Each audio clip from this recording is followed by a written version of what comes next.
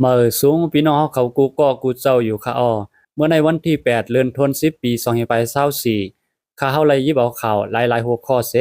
มาฝากปันพี่น้องเขาค่ะอ้ออ่อนตั้งสุดมาถ่วมด้วยหัวข้อข่าวที่1ค่ะอ่อนซ้ายกวนลาเซียวไปเพชรซึกมาตกน้ำตายตีเวียงน้ำลันวันที่6เดือนธันวาคม2524ยามกลางวัน12โมงปลายลูกอ่อนซ้ายกวนเมืองเวียงลาเซียวอันไปเพชรซึกมาอยู่เซาตีเวียงน้ำลันนั่นหลวงเรียนนำจอมอวยก็เสสมนำตายว่าหนังไหนสายอ่อนอันไรลู่ตายกว่านั้นตึกมีอายุ4ขวบชื่อห้องปู่สูมีพี่น้อง4ก่อมันซ้ายเป็นลูกซ้ายก่อที่3ผู้มีปุญพรในซุ้มสวยแถมปลาฮิตาเวียงนำลันลัดดีพูดต่อยฮอกว่าลูกอ่อนซ้ายนั่นเป็นกวนลาเซลป้ายเพซึกมาซ้อมปอเมกวนเฮินเขามามีไว้ตีเกียงบนเจ้าในมันซ้ายลงเรียนนำห้องซ้อมอวยก่อมันเสแลไลสมน้ำตายว่าหนังไหนน้ำห้องนั่นอำป้อลึกหนังเก่าเป็นน้ำห้องกวนตังวานก็มาอาบมาใส่อยู่ว่าหนังไหนหนังฮือเตอำมีลองซึ่งในแทงนั้นปอเมลูกอ่อนถูกลีด้วยหรูลูกล้างเศร้าเก่าลีซุ่มซอยแถมปลาหิตาลาดหนังไหนตีจ้องหมุนเศร้าหมู่ล่าในเตมีก้นปลายเพศซึกอันลูกเวงลาเซลสีป้อจอกเมเสื้อในมาอยู่เศร้าไว้โหก้น10ปลายยามเหลียวตีเวียงนำลันปังตึกอ่ำเปียนเซตาในเวียงสีป้อลาเซียวในไว้ซึกเก่ากลาง MNTAA ดังซึกตะอ้าง TNLA เป็นปังตึกกันดังตับซึกมานเย้าซึกตั้ง2ภายต้วงหนึ่งกว่ามาไว้เหมือนหนังหิมหอมเวียงนำลันก็ภายซึกมันเลอเสใกล้ยื้อกวางหลงกว่ากูฮู้กูตางเย้าแถมแห้งซึกเข้ากุมในปืนตีย้อนนั้นกวนเมืองใหม่เสยลองโหมลมใสใจเจ้าเก่าพ้องออกตาออกตางเฮ็ดให้เฮ็ดสวนเสื้อในว่าหนังไหนออกคาในก็ลูกอ่อนอายุตึกเลย4ขวบเว้ยสำหรับปล่อยเรียนนำเนี่ยอำลอดเพค่ะเนาะอันนี้ก็เลยลูกตายกว่านี่ค่ะสืบมาแทงโหข้อข่าวที่2กวนแปลกหน้าป้ายมาอยู่ตั้งเมืองตวนน้ำรวยอ่ำเป็นทางการกวนเมืองเขเมืองไทยเสื้อเป็นจุมแก้วแผ่นอ่อนกันป้ายมามกซ่อนอยู่ไว้ตั้งปอดนากวางหมูเสเวียงเมืองตวนตั้งนำตั้งหลายรวยอ่ำเป็นทางการห่างปี2023วายแผนการยันซึก1027นั้นมาเสซุมแก้วแผ่นหลอกเลียนกินเงินเหนือออนไลน์เสื้ออยู่ไว้ในซึ่งใต้ปอดห้องนั้นอ่อนกันค่ายปลายมาตั้งนากวางงูเสเวียงเมืองตวนเสตอนเมืองศาสตร์จึงใต้ปอดออกในตั้งนำตั้งหลายซึกมันปลิกมันหู้อยู่ก็อ่ำเอาเรื่องสังคนเมืองตวนลาตีผู้ต่อยฮอกว่ายามเหลียวตีนากองมูเมืองตวนมีเจ้าเขเจ้าไทยมาอยู่นำหน้าเหมือนหนังตีนากองมูในเขเขามาปักเซาไว้อยู่นำว่าน้ำรวยอ่ำเซอต่างกันปริมาณก็พวกเขาใครไล่เงินก้วยสั่งตียอบโพไล่เงินเย้าปล่อยตัวปันขึ้นเฮ็ดอันออว่าไหนสืบลาดแทงว่าเมื่อว่าวันที่6ในซึกมานเขาตียอบคนเจ้าไทยก่อหนึ่งนั่นก็ย้อนเงินไทย700,000 บาทเสปล่อยลอดขึ้นว่าหนังไหนเวียงเมืองตนในเป็นเวียงติดซับแหลนดินใต้ไทยเวียงหนึ่งก่อเซอซุ่มยิบกองกลางก็ต้งหนึ่งอยู่ไว้ลายหมู่ลายซุ้มเหมือนหนังซุ่มเจ้าแผ่นต้งหนึ่งกว่ามาเสื้อในปริกมานซึกมันเขาอ่ำหันเสอเฮหามสังยามเหลียวเสาหันต่างขายเขาไล่เงินเขาหลีขึ้นกาโคกุ่นเสขายปันจุ่มเจ้าแผ่นแลเฮ็ดให้ตุ้มเตอร์กวนปืนตีไล่ซื้อกาใหญ่คันสูงซ้อมเหมือนในหนังเก่าตีเวียงหลายขาดซึ่งใต้ปอดซันนั่นก็โหปี2024ในอ่อนกันมาอยู่เศร้าไว้ตั้งวานไห้วานป่างโหนำแลในปืนตีปิดุจิต758เจอในแทงตั้งน้ำกวนปืนตีลาดเมื่อหางเรือนสนบานั่นก็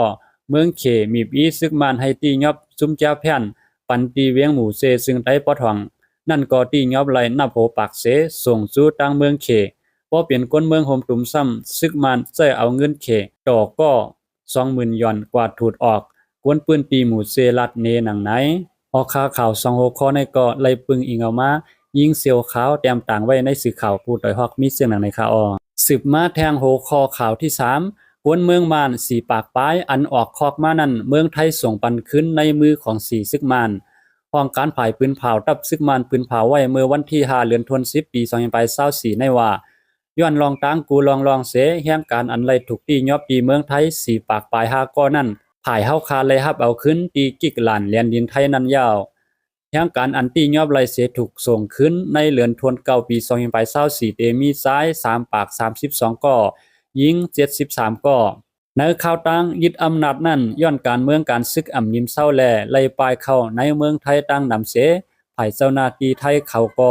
เขาตียอบแห่งการอันมีวัดไว้เสื้อนั้นหาวแห่งมาในยาวเตียนฟองตีเวียงตากรุงลาดว่าลองลงปองซึ่งไทยตียอบแห่งการเมืองโฮมตุมเสส่งมาปันในมือซึกมันเขานั้นอย่าไปให้ไล่เป็นหนังนั้นเสว่วนหันถึงว่าเป็นก้นหนังกันไหนถูกลีซอยแถมกันอยู่ว่าหนังไหนมันใส่สืบลาดแทงว่าเขาถูกลีลดย้อมลองว่าเตเฮ็ดหือปันตาแห่งการเขาให้เข้าข้างตรานั่นอยู่เพราะเอาแผนการเขามีไว้นั่นที่ยอบเสส่งปันขึ้นในมือตับซึกมันเขาไหนเขาคาเป็นอันไม่เสอตาแห่งการเขาคาออกก็ว่าลองในหู้อยู่ลีว่าเหมือนหนังตั้งเสออีใส่ปันอองตีอันลอดเพตาสายใจเขาในยาวอยู่ตีของสีเกื้อกุ้มพร้อมโฮมเสื้อสัตว์ NUCC ตึกส่วนตีลงปองซึ่งไทยว่าให้ซอยแถมก้นเมืองโฮมตุ้มอันปลายเพเข้ากว่าอยู่ในเมืองไทยแลย้อนให้แต้มแผนการตาก้นเมืองโฮมตุ้มอันมีวัดไว้เขาอยู่ไล่ในเมืองไทยโซเขานั่นในยาวแผนการลงปองซึ่งไทยอันมีไว้ว่าตาซอกหาเข้าตียอบแห่งการอันมีวัดไว้ที่ในเมืองไทยเข้าต่าง1ปากปลายเช้าวันนั้นเจ้าหน้าที่เขาเข้าสอกหาแห่งการซ้ำ210,000ก็ว่าหนังไหนยินจมถึงข้อมูลข่าวยิ่งลาวแต้มต่างไว้ในเงาห่างเสียงไตมีเสียงหนังไหนคะออสืบมาแทงโหข้อข่าวที่4โรงเรียนแห่งการยานเมืองยากดทัดตียอบแทงตีเซตอนชุมพรเมืองไทยปอดซานนั้นโรงเรียนอันปุ๋ยไว้ตาลูกอ่อนแห่งการยานเมืองมันตี1ญาเจ้าหน้าที่เขากดทัดว่าเข้าข้างตะลาในเสตียอบปาครูสอนแลเซาเฮินในยาว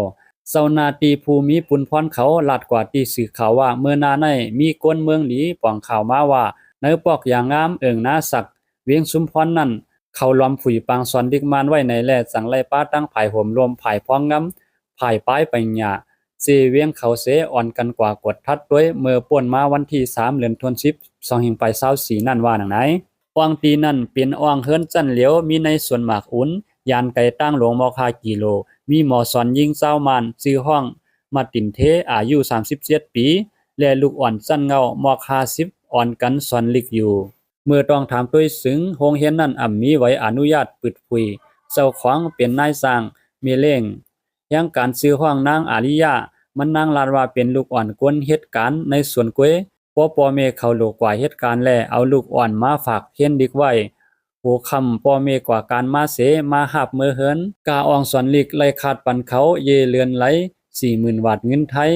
หมอสอนซ้ำขึ้นเก็บเงินตีลูกอ่อนเยก็พาปากถึงเสียดปากเงินไทยว่าหนังไหน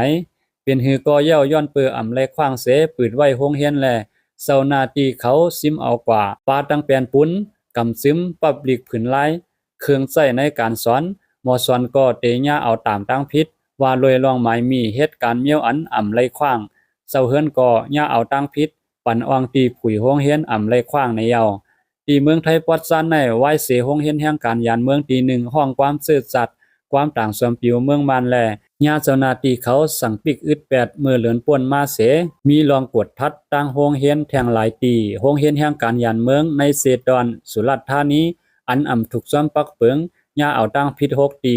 โปปาตั้งโรงเรียนชุมพรในซึ่งมีกว่า7ปีแล้วต่างตีก็เตสืบกดทัดกว่าแทงว่าหนังไหนยินจวมถึงข้อมูลข่าวเงาห่างเสียงใต้ออกไว้หนังในค่ะสืบมาแทงโหคอข่าวที่5ปางตึกในเกซึกขัง KIA และตับซึกมันตีผาก้านนางยิงลูดตายทั้งตี1ก็ปางตึกในเกของสีซึกมันตั้งซึกขัง KIA อันเป็นอยู่ตีเวียงผาก้านเซเมืองขังนั้นเมื่อวันที่6เดือนธันวาคม2524ก็ย้อนซึกมันเอากวางหลวงยื้อมาแลกวนเมืองลูดตายทั้งตีก็หนึ่งว่าหนังไหน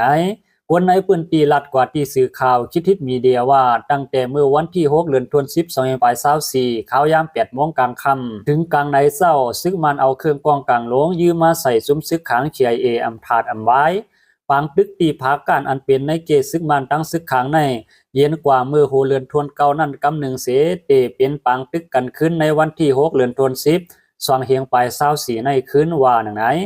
ต่อเหลียวของสีซึ่งมันเขาเอาเครื่องลงเสตึกซอยกวนเขาคือใหญ่ๆอยู่ค่ะ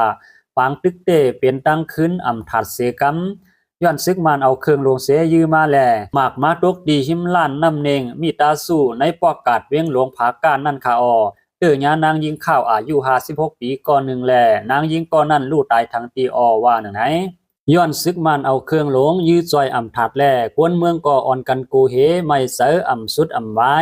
ตีปอกสายตองซ้อมในโรงแรมมาคิแมนแลตีหิม KTV เสื้อนั้นก็ซึกมันเอาตีอยู่ไว้ตั้งนำแลปางตึกสิบเป็นหาวแห้งอยู่ว่าหนังไหนสืบมาแทงโหคอข่าวที่6ก้นเมืองเหยียบหญ้าหมากขาพุดขอหนึ่งเมื่อวันที่3เดือนสะบา2เฮงปลาย24เดือน11ใหม่1ค่ำปีไต้2เฮง1ปากปลาย18นี้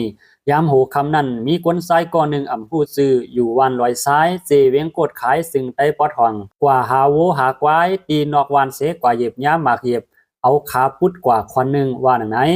คนเมืองปืนตีลัดนี้ว่าคนซ้ายก็เหยียบหญ้าหมากนั้นมีอายุ25ปีเหยียบหญ้าหมากแลขาผายขวาพุดขาดกว่า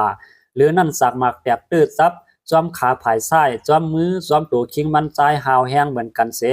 กวนวานอ่อนกันเอาตัวมันใจส่งยศยาตัวไว้ตีห้องยาเวียงกดขายเย้าอองตีอันกวนเมืองกว่าเหยียบหญ้าหมากนั้นมืออ่อนตั้งเป็นอองตีตับเครื่องหลวงอามาตาซึกมันปักเซาไว้ว่าไหนตีเวียงกดขายในซุ้มซึกเทียน LA เขาตึกซึกมันแลเมื่อเหลียวตั้งภายซุ้มเทียน LA เขากุมกำเซเวียงไว้ว่าหนังไหนยินจมถึงข้อมูลข่าวไต้หลอดแล้วออกไว้หนังในคาข่าวตา6โหคอวันเมื่อในกอสุดยาวตีในคากำลินสุดในย้อนให้พี่น้องเขาอยู่ลีกินหวานเหตุการณ์ขึ้นใหญ่ใหม่สูงมีเงินห่างลีกึกบึ้นอายุอาศักยาวยืนสื่อไฟดันมันเสกำคามาสูงคา